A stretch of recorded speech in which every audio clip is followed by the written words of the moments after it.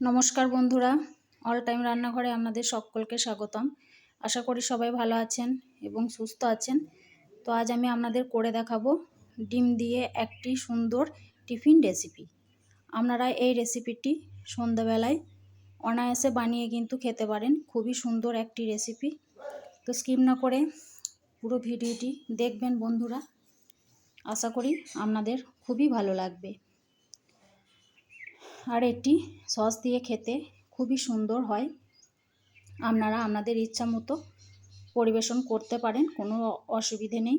তো প্রথমে এখানে আমি 2টো ডিম ভেঙে নিলাম।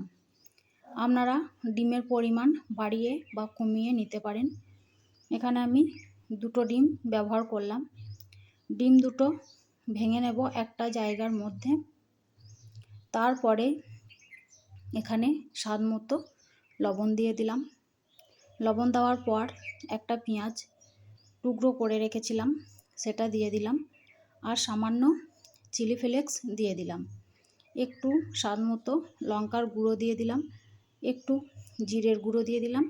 একটু গোলমরিচের গুঁড়ো দিয়ে দিলাম।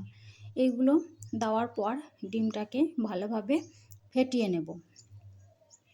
আপনারা ঝালটা আপনাদের পছন্দ মতো দেবেন, বাড়িয়ে কমিয়ে। তো ডিমটা ভালোভাবে ফেটানো হয়ে গেছে। এখন আমি এটাকে এক সাইডে রেখে দেব। তারপরে আবারও একটা পাত্রের মধ্যে 1 কাপ মতো ময়দা দিয়ে দেব। 1 কাপ ময়দা দিলাম, 1/2 কাপ চালের গুঁড়ো দেব, আর 1 চামচ কর্নফ্লোর দিয়ে দেব।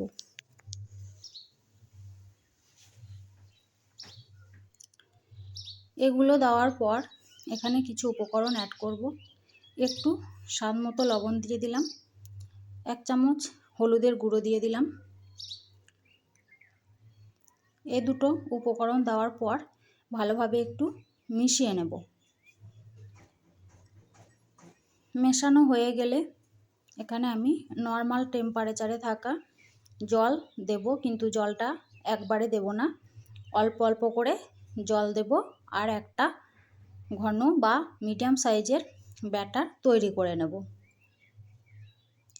জলটা একবারে দেবেন না, একবারে দিলে কিন্তু পারফেক্টলিভাবে ব্যাটার তৈরি করতে পারবেন না।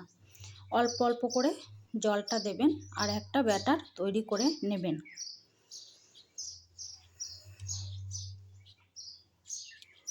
তো ভিডিওটি যদি আপনাদের ভালো লাগে অবশ্যই লাইক, কমেন্ট আর সাবস্ক্রাইব করে পাশে থাকবেন বন্ধুরা। এই দেখুন এরকম ঘনত্বের রেখেছি। এখন আমি এটাকে একটু ঢাকা দিয়ে রেখে দেব। তারপর একটা প্যানের মধ্যে বেশ কিছুটা পরিমাণ তেল দিয়ে দিলাম। তেলটা যখন ভালোভাবে গরম হয়ে যাবে তখন আমি এখানে যে 2টো ডিম ফেটিয়ে রেখেছিলাম সেই ডিম দুটোকে কিন্তু দিয়ে দেব।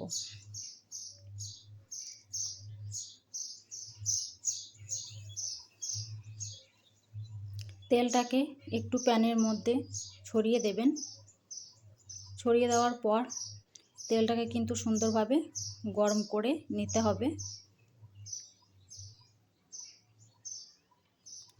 গরম করার পর আমি ডিম দুটো ফেটিয়ে রেখেছিলাম সেই ব্যাটার তেলের মধ্যে দিয়ে ভালোভাবে ডিমটাকে ছড়িয়ে দেব। ছড়িয়ে দিয়ে পেঁয়াজগুলোকে সমানভাবে ছড়িয়ে দেব। তারপর একটা ঢাকা দিয়ে ডিমটাকে এক পিঠ একটু হতে দেব। তবে 2 পিঠই সমানভাবে ভাজবেন না।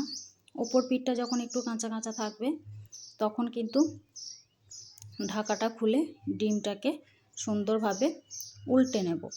উল্টে বলতে একবারে উল্টে না, এক সাইড উল্টে আবার এক সাইড উল্টে নেব, মানে ডিমটাকে একটু মুড়িয়ে নিতে হবে এইভাবে। তবে খুব সাবধানে ডিমটাকে মোড়াবেন যাতে ভেঙে না যায়, সেদিকে কিন্তু খেয়াল করবেন বন্ধুরা। গ্যাসের ফ্লেমটা হালকা আঁচে রাখবেন।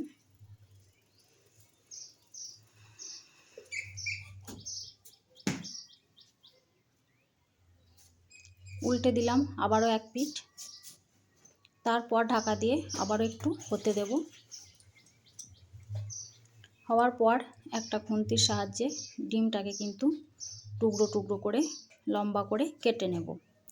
আমি যেভাবে কাটছি সেইভাবেই কেটে নিতে পারেন, বা আপনারা চাইলে ছোট ছোট টুকরো করেও কেটে নিতে পারেন। আপনাদের পছন্দ মতো আপনারা কেটে নেবেন। আমি এখানে লম্বা করেই শেপ দিয়ে কেটে নিলাম।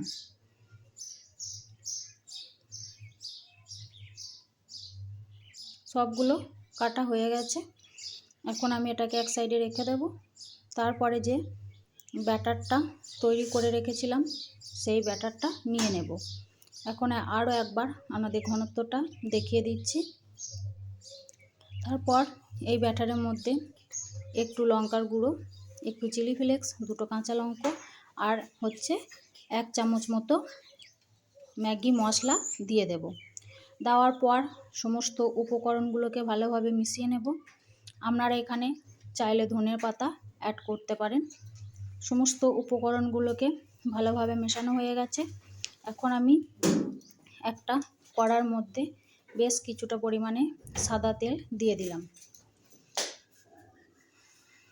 দেওয়ার পর যে ডিমটা কেটে রেখেছিলাম আর যে ব্যাটারটা তৈরি করে রেখেছিলাম সেই ডিমটাকে ব্যাটারের মধ্যে কোট করে তেলের মধ্যে দিয়ে দেব। তবে তেলটাকে ভালোভাবে গরম করে নেবেন। এখন আমি এইভাবে দুটো দুটো করে দিয়ে ভেজে নেব।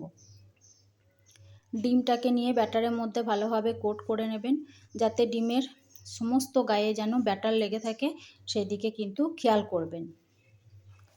এইভাবে আমি দুটো দুটো করে দিয়ে ভেজে নেব। গ্যাসের ফ্লেমটা মিডিয়াম আঁচে রাখবেন, হাই আঁচে রাখবেন না, তাহলে কিন্তু খুব একটা ভালো হবে না।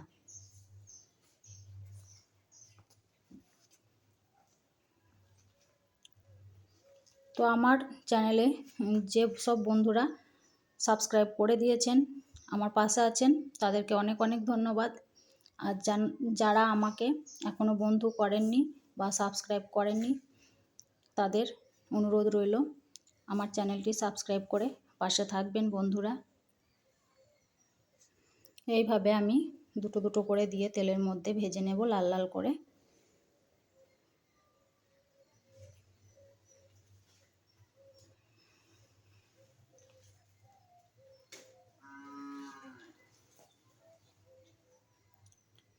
এখন লাল লাল করে ভাজা হয়ে গেছে। এখন আমি তেলে থেকে তুলে নেব। এইভাবে সবগুলোই ভেজে নেব। তারপরে আপনাদের দেখাচ্ছি বন্ধুরা কতটা সুন্দর হয়েছে। অবশ্যই বাড়িতে একবার হলেও তৈরি করবেন, দেখবেন খেতে খুবই ভালো লাগবে। বাড়ির সকলেই কিন্তু খুবই পছন্দ করবে। তো আজ এই পর্যন্ত বন্ধুরা। এখন এখানে একটা ছোট্ট পাড়া হয়েছিল, সেটাই আপনাদের ভেঙে দেখাচ্ছি ভিতরটা কতটা মুচমুচে হয়েছে। আর সস দিয়ে খেতে তো একদম অসাধারণ লাগে। একবার হলেও বাড়িতে তৈরি করে আমাকে জানাবেন কমেন্ট বক্সে কেমন হয়েছিল রেসিপিটি। আজ এই পর্যন্ত। সবাই ভালো থাকবেন, সুস্থ থাকবেন। ধন্যবাদ।